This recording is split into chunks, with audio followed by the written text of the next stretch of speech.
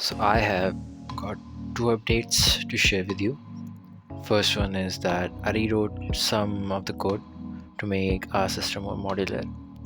I created plugins, player plugin and enemy plugin. Player plugin consists of all the functions, all the systems that contributed to the behavior of player.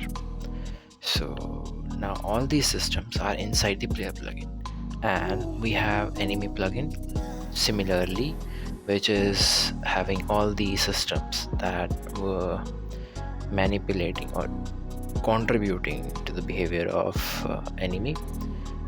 So we have first plugin enemy plugin, second plugin player plugin.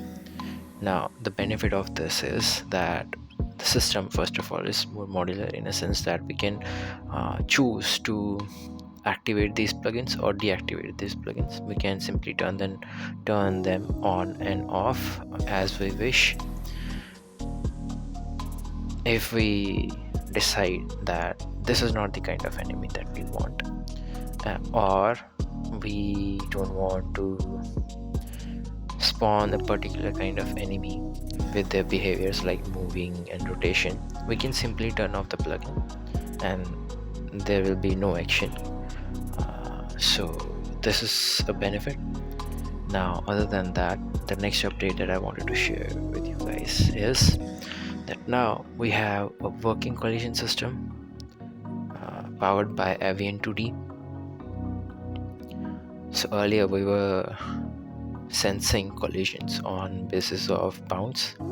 So we were saying that there is an upper bound, lower bound, left bound and right bound, and whenever another entity came into these bounds, we said that a collision has occurred or there is some kind of overlapping. Now, on basis of this, we were reacting to the situation, but now we are using components provided by Avian 2D, and we are reading these collisions, and we are saying if the entities are bullet and meteoroid or meteor or the enemy, we say despawn both the entities, bullet and enemy.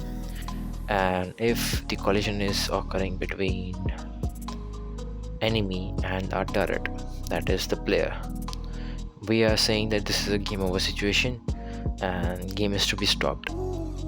So this is about the collision system and implementation of it. We are going to extend these systems here on.